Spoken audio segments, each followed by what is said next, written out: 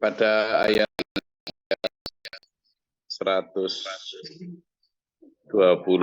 sampai 23 ini kita diajarkan oleh Allah tentang betapa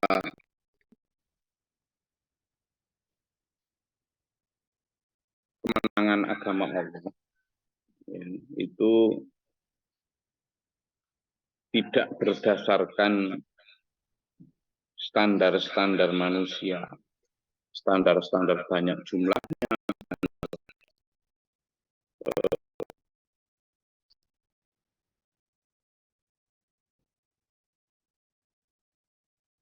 banyak persiapannya dan sebagainya. Semua kemenangan itu hanya karena Allah semata. Hanya karena Allah semata. Karena itu Allah juga sudah benar-benar memberikan satu peringatan pada ayat ini.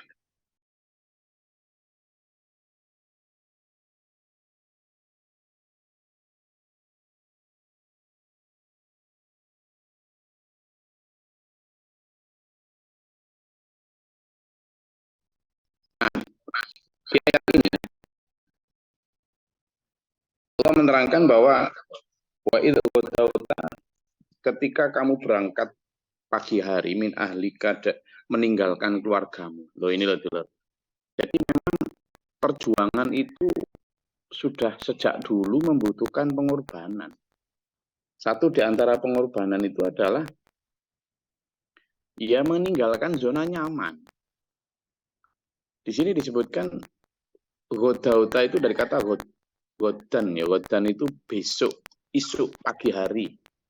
Jadi kalau pagi hari kan biasanya kita berangkat kerja tuh mencari nafkah, mencari rezeki. Nah, kejadian ini latar belakangnya adalah perang Uhud. Perang Uhud. Ya. Perang Uhud. Nah, pada saat perang Uhud itu terjadi di tahun ketiga Hijriah. Jadi 3 tahun setelah Rasulullah hijrah itu. Perang Uhud itu ya.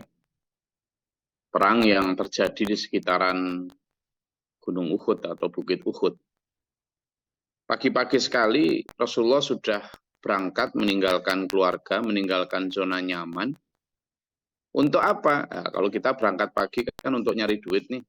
Nah ini berangkat pagi-pagi untuk berperang. Menghabiskan uang justru berperang itu. Berperang tidak saja hanya menghabiskan, mengorbankan harta, tapi juga tenaga, bahkan nyawa. Pagi-pagi itu.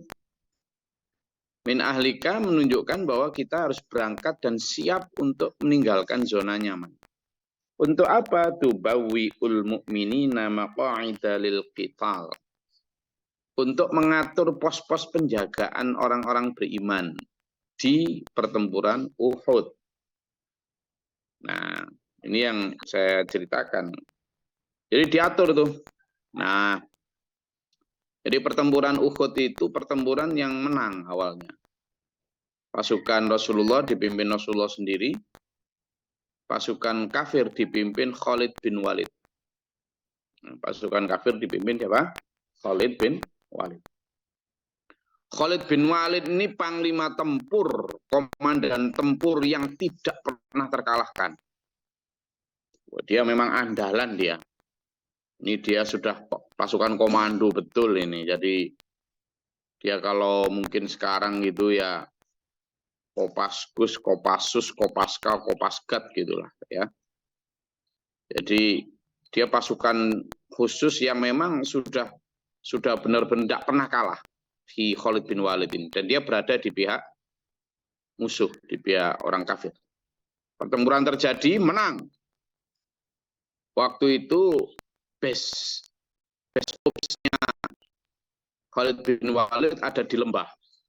Jadi di lembah Uhud, begitu diserang, benar-benar kalah, kocar-kacir, lari itu pasukannya Khalid bin Walid. Meninggalkan kemah-kemah mereka, meninggalkan harta benda mereka yang ada di lembah Uhud itu. Nah, begitu sudah lari, Rasulullah dan pasukannya tidak segera kemudian mengambil itu, tapi Rasulullah mengatur untuk pos-pos peperangan, karena yakin memang saat itu belum benar-benar kalah, baru mundur itu strateginya Khalid bin Walid dan pasukan musyrikin itu. Maka Rasulullah mengatur pos-pos itu ditaruh di pos-pos strategis di atas ketinggian di Gunung Uhud. Nah, Rasulullah menempatkan pasukan artileri, ya, pasukan pemanah itu di posisi-posisi strategis di atas Uhud, untuk kemudian posisi sudut pandangnya itu bisa melihat lembah yang tadi sudah ditaklukkan tadi, lembah yang berisikan seluruh harta bendanya orang musyrik tadi. Rasulullah memang ingin menjaga momentum kemenangan itu, tapi tidak dalam posisi lemah. Kenapa? Karena kalau nanti posisinya Rasulullah ada di bawah lembah, itu berbahaya. Karena kalau sampai posisinya Khalid bin Walid lebih di atas, akan sangat mudah untuk bagi pasukan artileri untuk menembakkan panah-panah dan tombak mereka. Maka Rasulullah bergerak cepat menempati posisi-posisi penting itu. Sudah, nah, Rasulullah berpesan kepada setiap tim dan pos penjagaan itu, jangan ada yang bergerak kemanapun kecuali komando saya. Ya, jangan ada. Apapun yang terjadi jangan berpindah dari apa? Pos itu tadi. Sudah. Nah, di lembah itu menggiurkan dulu. Di lembah itu menggiurkan. Kenapa? Di sana harta benda banyak sekali. Mulai dari kuda-kuda yang bagus. Kalau sekarang kuda-kuda bagus itu ya kendaraan mewah lah. Kemudian ternak untuk perbekalan perang itu, termasuk makanan, logistik, termasuk uang, harta benda, dinar maupun dirham. Itu banyak sekali. Dan itu bisa dilihat dari pos-pos penjagaan di atas Gunung Uhud yang ditempati kaum muslimin tadi. Nah, beberapa saat sebagian itu apa? Ingin mundur, takut juga karena Khalid bin Walid ternyata juga nggak benar-benar kalah, tapi sebagian justru tergiur untuk turun ke lembah itu. Tergiur apa? Tergiur lagi-lagi harta benda. Tergiur rampasan perang. Satu orang, aku tak lihat ke bawah sebentar ya. Jangan. Udah dipesan Rasulullah. Enggak, aku cuma lihat aja, enggak kok kemudian ini. Jagain ya. Karena udah dipesan jangan, tapi ya masih ada aja yang nyelonong ke bawah. Nah, begitu ada satu, dua yang nyelonong ke bawah, lihat, memang enggak lihat aja gitu. Tapi seneng karena didorong oleh melihat tadi itu. Nah, di pos lain yang melihat ada yang turun, ngikut. Itu kok bisa? Sudah diperbolehkan. Akhirnya turun juga. Satu persatu. Lupa terhadap dawuhnya Rasulullah tadi. Nah, kemudian satu persatu turun. Begitu turun ternyata Khalid bin Walid dan pasukannya itu masih mengintai dari balik bukit. Apa yang terjadi pada saat kaum muslimin sesuai dengan pesan Rasulullah di pos-pos paling atas pengintaian strategis itu, tidak berani bergerak. Khalid bin Walid juga kehabisan cara. Karena apa? Pos-pos yang strategis itu sudah ditempati pasukannya Rasulullah semua. Dia tidak punya tempat. Begitu lihat sebagian besar pasukan tadi turun ke lembah, Khalid bin Walid sebagai panglima cerdas melihat peluang besar, momentum tidak mungkin disia-siakan. Saat itulah kemudian Khalid bin Walid naik ke pos-pos yang ditinggalkan kaum muslimin tadi. Dari atas itulah kemudian mereka menyerang, baik artileri, infanteri, kavaleri, semuanya, pasukan berkuda, pasukan memanah, pasukan infanterinya menyerbu dengan ganas dari pos-pos tadi, kalah. mati gugur berapa itu? Ratusan. Ada yang cuma mengatakan 70, tapi ada yang ratusan. Kalah kocar-kacir, benar-benar kocar-kacir pasukan Uhud saat itu. Nah, di saat itulah kemudian benar-benar Khalid bin Walid membuktikan strategi jitunya, dan kaum muslimin sampai Rasulullah terluka saat itu. Sampai ada beberapa gigi beliau yang tanggal. Yaitu tadi, karena terpukul oleh pedang kaum musyrikin. Rasulullah ditolong Allah, tapi itu tadi. Nah, apa pelajaran yang diambil? Ternyata sejak dulu harta benda itulah yang menjadi fitnahnya umatnya Nabi Muhammad Shallallahu Alaihi Wasallam. Sejak dulu harta benda, kemewahan yang membuat dan menjadi fitnah, ujian yang tidak bisa ditaklukkan oleh kaum muslimin. Lah kok sekarang malah ceramah diajak untuk berburu itu, lah ya terus gimana? Sejak dulu sudah begitu. Makanya itu idza hammat ta'ifatani minkum an tafshala wallahu waliyuhuma. Sebagai ada dua golongan itu. Dua golongan itu siapa? Dua golongan itu adalah Bani Salamah dari suku Khazraj dan Bani Harisah dari suku Aus. Itu memang orang kaum Ansar yang awalnya dari kaum Yahudi ya, sebagian di antara mereka itu sudah mau pergi, mau pulang, nggak berani, takut mati dan sebagainya. Itu padahal Allah sudah berjanji melindungi mereka. Jadi ada dua ketakutan tadi. Apa? Takut mati, yang kedua cinta harta.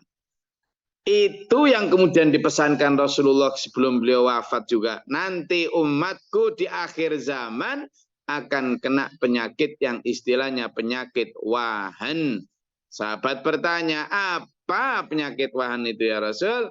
Dijawab, penyakit takut mati dan cinta harta. Itu sekarang yang dipraktekkan oleh orang-orang di Arab Saudi yang tidak mau membela dulur-dulur Palestina. Takut mati dan cinta harta. Orang-orang di Mesir sana juga membiarkan dulur-dulurnya teraniaya, dibantai karena takut mati dan cinta harta. Padahal yo banyak yang hafal Quran, yo banyak yang ahli tafsir. Orang Indonesia kan gitu, yang dibanggakan.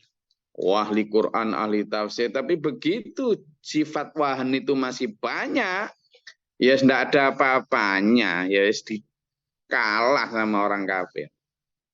Kalah. Sudah diduga itu sudah nggak mungkin lah Rasulullah keliru itu sudah dinubuahkan sejak dulu dan itu sudah terjadi. Jadi kenapa Rasulullah dikalahkan dalam perang Uhud? Itu Allah memang sengaja memberi contoh, memberi bukti kepada umat Islam. Gini loh kalau kamu begitu, nah gitu lah. Gini loh kalau kamu masih terjangkit penyakit wahan. Iya tuh loh. Jadi sejak dulu itu tidak ada ceritanya kejayaan umat Islam itu karena banyaknya harta, banyaknya jumlah, itu tidak ada ceritanya begitu, itu tidak ada. Coba ini, walaqad nasarakum wa 'alallahil falyatawakkalul mu'minun. Dan maka untuk orang-orang beriman itu hanya kepada Allah saja tawakal. Jadi tawakalnya kepada Allah, bukan kepada banyaknya jumlah, bukan kepada banyaknya harta, bukan pada kemewahan yang bukan. Pada Allah. Buktinya apa?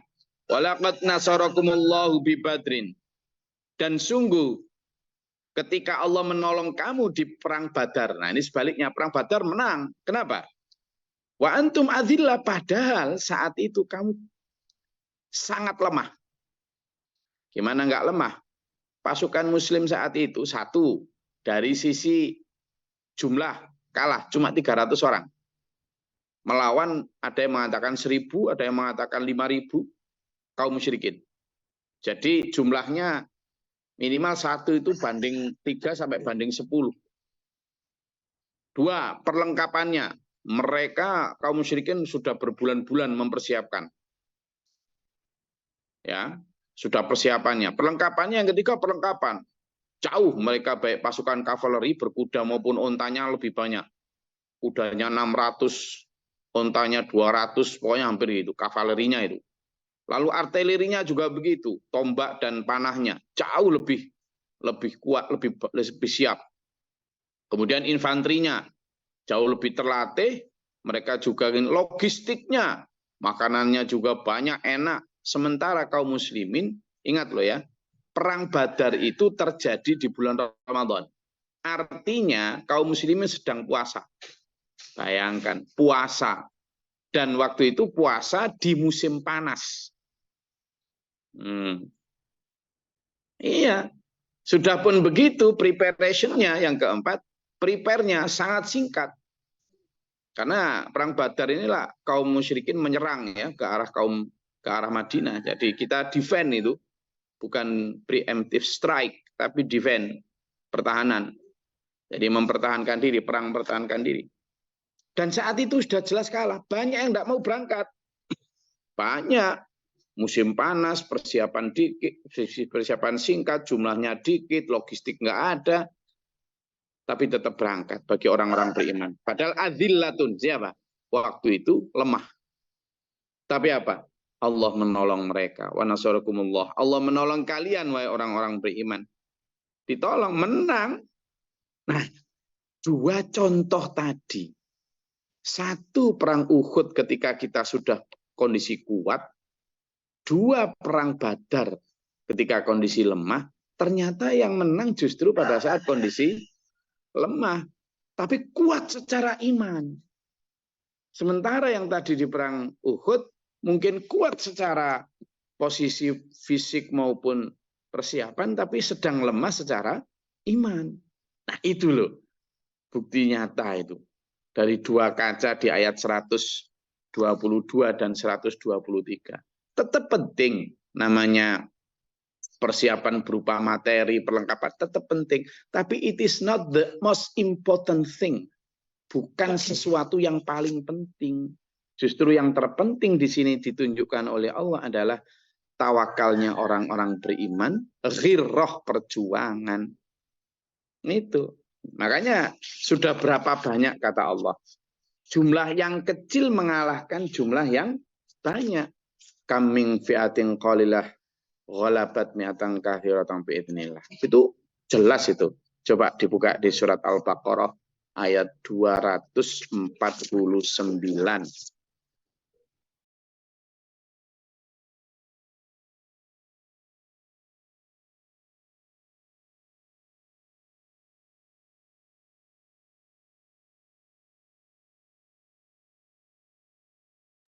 Sudah, siapa yang tadi belum baca silakan, mungkin coba. 249, saya tunjuk aja ya. Nah, biar juga sama-sama membaca. Bu Sofia ini mana? Siapa Bu Sofia ini? Gitu, Gus. Monggo. A'udzubillahi minasyaitonirrajim. Bismillahirrahmanirrahim.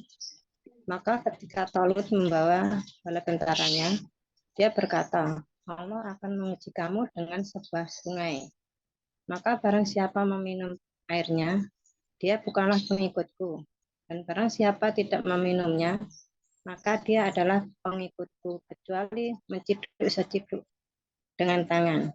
Tetapi mereka meminumnya kecuali sebagian kecil di antara mereka. Ketika dia, Talut, dan orang-orang yang beriman bersamanya menyeberangi sungai itu, mereka berkata, kami tidak kuat lagi pada hari ini melawan Jalut dan bala tentaranya. Mereka yang meyakini bahwa mereka akan menemui Allah berkata, betapa banyak kelompok kecil mengalahkan kelompok besar dengan izin Allah.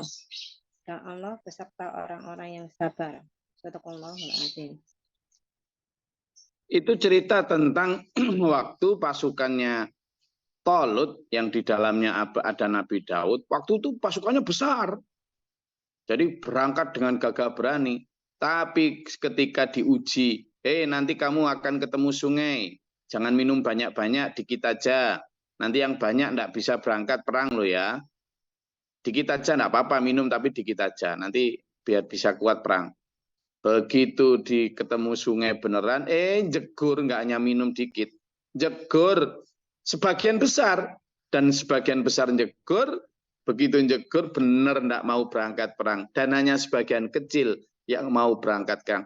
Berangkat perang kecil inilah yang mengalahkan pasukannya Jalut yang sudah lebih besar, lebih kuat. Di situ disebutkan, a'udzubillahi minasyaitonirrajim, kam, berapa sajakah, gitu kan? Kam, berapa sajakah, min fi'atin, dari golongan, betapa banyak golongan, qalilatin yang kecil, ghalabat, mengalahkan fi'atan, kelompok katsiratan yang besar, biidznillah, yang banyak, biidznillah, dengan izin Allah. Karena wallahu ma'as sabirin, orang yang bersabar. Sudah dibilang, boleh kamu butuh uang, boleh kamu butuh harta, tapi sekedar kebutuhan saja, minum seteguk saja. Berlomba-lomba jamaah malau ada alhaqum takatsur, manusia loh. Begitu ada balasnya gini, glembosi. Siapa tahu glembosi? Glembosi tahu nggak? Glembosi itu yuyu, tahu yuyu, ketam yang kalau sudah jalannya kelengas gitu. Atau kalau binatang yang sudah makannya banyak gitu kan, kemudian jalannya itu susah, diajak gerak cepat. Nah, kayak gitu glembosi umat berislam sekarang ini. Itu. Maka kemudian tidak bisa jalan. Sudah. Bahkan ada dalam salah satu perang itu disebutkan juga, waktu itu orang-orang beriman banyak jumlahnya, jauh lebih banyak daripada orang kafir. Nah, merasa bahwa pasti menang ini. Sehingga kurang dalam berdoanya. Benar, di saat berangkat, ternyata itu diceritakan, kamu melihat seolah-olah mereka itu lebih banyak jumlahnya, gitu. Sehingga kamu gentar, menjadi gentar, dan kamu berbantah-bantahan dalam urusan itu, gitu. Memperlihatkan mereka, padahal apa itu tadi? Hanya karena ketakutan. Akhirnya benar, kacau waktu itu. Sampai Rasulullah pun hampir terbunuh, gitu. Kemudian Allah mendatangkan bala tentara berupa para malaikat yang kemudian membantu mereka dan memenangkan pertempuran itu. Setelah pertempuran diperingatkan sama Allah, lihatlah, ketika kamu berjumlah banyak dan merasa hebat dengan jumlahmu itu, kamu kemudian merasa bahwa itu karena kehebatan kalian, tapi justru kalah. Dan kemudian Allah menolong kalian. Ya, jadi sudah, ayo berhenti dari logika berpikir bahwa kehebatan Islam, kejayaan Islam itu nanti karena materi yang berlimpah, karena enggak ya, tapi karena apa? Karena kekuatan iman ini, karena kekuatan hirah dalam mencintai Allah dan akhirat ya. Fattaqullaha la'allakum tashkurun, karena itu bertakwalah kepada Allah supaya kalian menjadi orang-orang yang bersyukur. Oke. Silakan kalau ada yang mau disampaikan, monggo.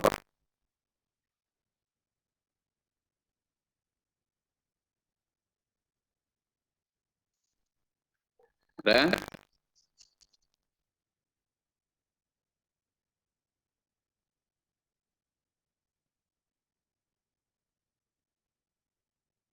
Saya sedang berada di Lembar. Kemarin di Lombok Timur, sekarang di Lombok Barat. Monggo, ada yang mau disampaikan, silakan.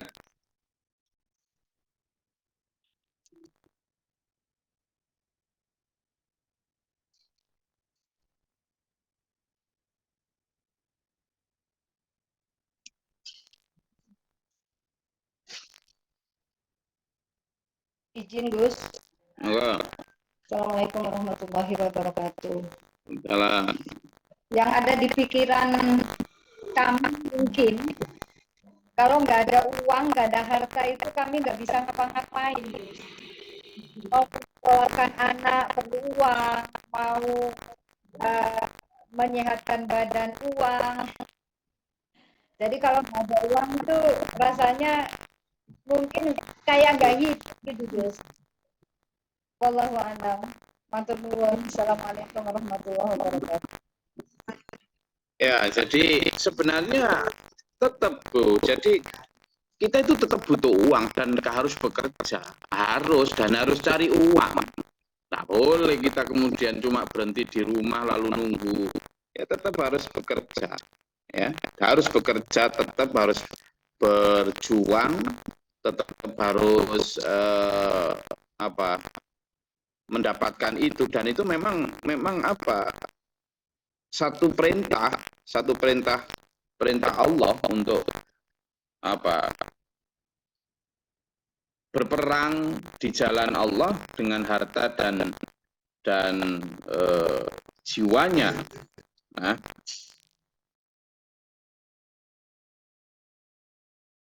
coba cari lagi. Nah, perintahnya itu adalah carilah ma'isyah sesuai kebutuhan. Nah, kalimat sesuai kebutuhanmu ini loh, yang kemudian kita nyetel kebutuhan itu berubah-ubah. Ketika kita cuma bergaji 1.500.000, kebutuhan untuk bedak kita itu bedak FIFA yang sasetan itu aja cukup, kan gitu. Lalu kemudian berdoa, ya Allah berikanlah supaya nanti saya bisa banyak bersedekah. Begitu dikasih hajinya, bukannya jumlah sedekahnya ditambahkan, tapi merek bedaknya yang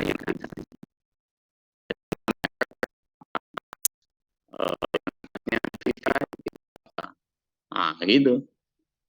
Sudah, begitu 2,5 juta gajinya, berdoa lagi dong. Ya Allah, berikanlah harta. Ketemu Gus Glory, tolong doakan ya Gus ya, biar rezekinya lancar, bertambah ini, biar ibadahnya tambah kuat. Berdoa, tak doain itu. Ya Allah, berikanlah Mas Siswanto harta yang banyak. Akhirnya gajinya 4.500.000. Kemarin itu enggak ada kebutuhan untuk beli celana merek apa gitu. Sekarang udah beda, sandal enggak mau, sandal swallow. Ya kan? Padahal sama-sama untuk kaki yang begitu-begitu aja. Sandalnya udah apa? New era. Era new. Atau sandal apa lagi? Gitu. Akhirnya apa? Bahkan ketika sudah uang berjumlah 10 juta, silakan nyari uang 10 juta. Tapi grafiknya itu yang sampean tambahkan itu adalah sesuai janji sampean. Apa? Ya harta yang didapat itu untuk perjuangan agama. Begitu. Silakan berbisnis sebanyak mungkin, monggo. Pedagang, petani, ayo. Gitu loh. Saya datang ke Sukamulya kemarin, saweneng lihat di depan itu ada warung kecil miliknya Mas Lutfi. Saweneng saya.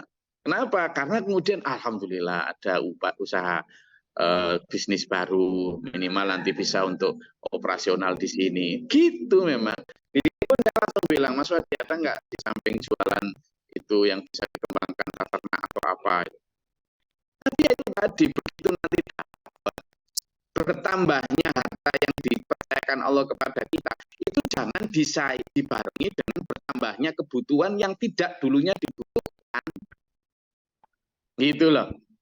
Jadi kalau dalam teori Abraham Maslow, teori kebutuhan itu kan yang bertambah itu kebutuhan yang dulunya tidak ada. Mulai dari kemudian kebutuhan pengaktualisasi diri, apa segala macam. Nah itu yang kemudian membuat orang tidak sesuai janji ketika berdoa. Yang tidak boleh, kita tetap butuh, Bung. Harus, ya mau bangun masjid dari mana kalau nggak ada buloji, atau mau berangkat mana kalau beli tiket kalau nggak boleh. Jadi tetap sesuai itu. Maka ketika Allah memberikan rezeki kepada kita, itu sesuailah dengan janjimu ketika berdoa. Apa? Untuk perjuangan agama. Sebenarnya itu bukan untuk perjuangan agama juga, itu nanti untuk diri kita sendiri ketika kita di akhirat, gitu loh. Sehingga balancing of life, keseimbangan hidup kita itu harus berdasarkan benar-benar keseimbangan yang diajarkan Allah. Itu aja. Maka orang-orang yang beriman ketika ada panggilan perang ini, baik perang Uhud maupun perang Badar, ini orang-orang yang sesuai dengan aturan tadi. Abdurrahman bin Auf itu kan yang biasanya dipakai patokan orang kaya, orang beriman. Dia itu saking pengennya miskin, itu kalau pakai dapat laba apapun terus langsung gak eman sama sekali untuk berjuang itu. Demikian pula Utsman bin Affan. Jadi kalau mau patokan Utsman bin Affan maupun Abdurrahman bin Auf sebagai konglomerat umat Islam, itu jangan patokan kekayaannya, tapi patokan bagaimana loman dan dermawannya dia. Nah ini enggak. Orang hanya patokan dia pada kuantitas hartanya, tapi enggak patokan beliau-beliau pada kesediaan. Pada saat perang Badar, perang Tabuk itu Utsman bin Affan mau jualan, mau berangkat jualan. Bawa 1.000 atau 100 ekor unta gitu. Mau berangkat. Itu bukan itu aset.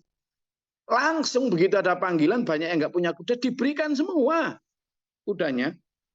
Loh, kalau zaman mau seperti itu, berani seperti itu, gitu loh harusnya, gitu. Jadi tetap, ayo kita butuh uang, tapi nggak boleh cinta tadi, nggak boleh cinta uang. Kalau sudah cinta itu akhirnya ujung-ujungnya pelit. Nah, itu yang dimaui oleh setan dalam surat Al-Baqarah disebutkan asyaitanu ya'idukumul faqra wa ya'murukum bil fahsya.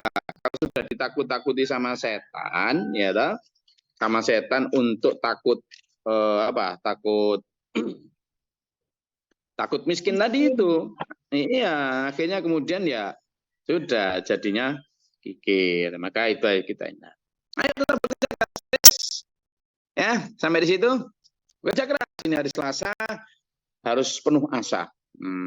Yang mau nyetak botol, mau nyetak kerupuk, yang mau jualan. Loh, kalau nggak semangat saya ngajinya sampai jam 9 nggak jadi bekerja nanti kan.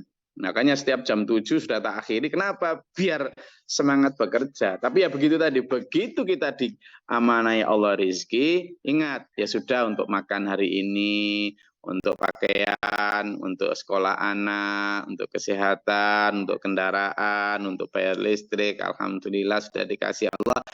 Begitu ingin ganti granit rumah, hop, stop. Begitu mau ganti kulkas pintu 12, hop.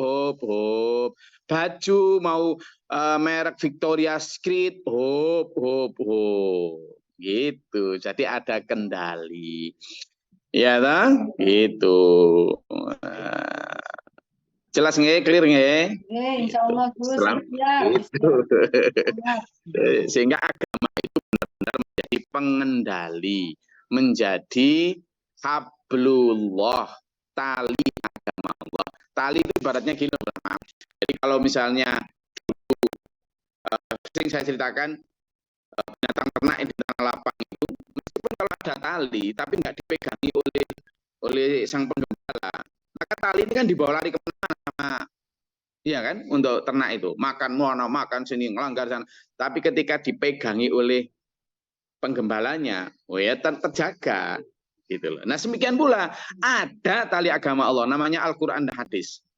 Tertempel di manusia itu, apal Qurannya, apal dalilnya, hadisnya ahli. Tapi kalau nggak dipegangi oleh penggembala, siapa penggembala? Ya mujadid. Guru yang ditunjuk Allah untuk memegangi ini, ngatur, mengendalikan. Ya ayat itu dipakai untuk justru mengetutkan nafsunya. Tahu mengetutkan? Mengetutkan itu bahasa Inggris. tahu artinya mengetut? Apa artinya mengetutkan? Coba tahu nggak?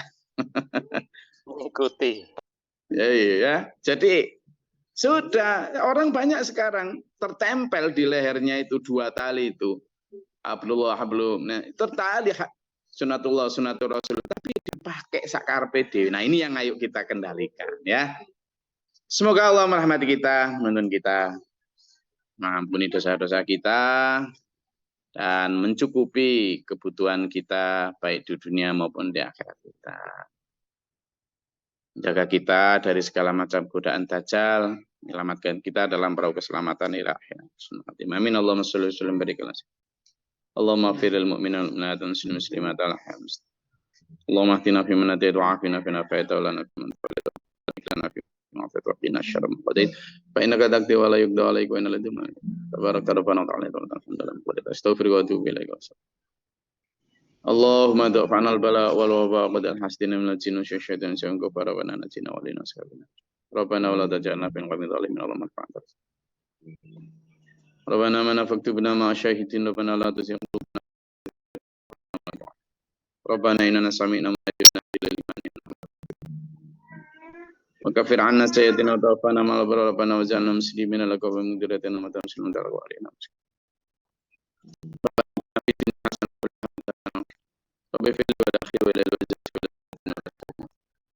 اللهم افتح لنا باب السماء برحمتك وتدرك الأمطار وتدبر ربنا تقبل دعاء من علينا الله لم تنت الصدور ومسلم بالعباد إن الله على كل شيء قدير سبحان ربك رب العزة عما يصفون وسلام على المرسلين. Alhamdulillah saya di Sukamulya Lombok Timur kemarin juga alhamdulillah mereka juga disuguhi Allah kebutuhannya. Saya disuguhi nasi bakar. Nasi bakar. Pagi ini saya pagi-pagi sudah disuguhi duren. Nah, kan berarti dicukupi Allah. Ya sudah, kalau bekerja kemudian sudah cukup untuk makan, untuk sandang, untuk pangan, untuk papan, ya sudah syukur. Nah, itu nikmatnya hidup. Itulah fid dunya hasanah. Lalu kemudian selebihnya kita pakai untuk ke akhirat, itulah wa fil akhirati hasanah wa qina adzabannar. Assalamualaikum warahmatullahi wabarakatuh. Waalaikumsalam warahmatullahi wabarakatuh. Terima kasih Gus. bil Qur'an lana imaman wa nuran wa hudan wa rahmah. Allahumma dzakkirna minhu ma nasina wa 'allimna minhu ma jahilna warzuqna tilawatahu ana al-laili wa atrafan nahar waj'alhu lana hujjatan ya rabbal alamin.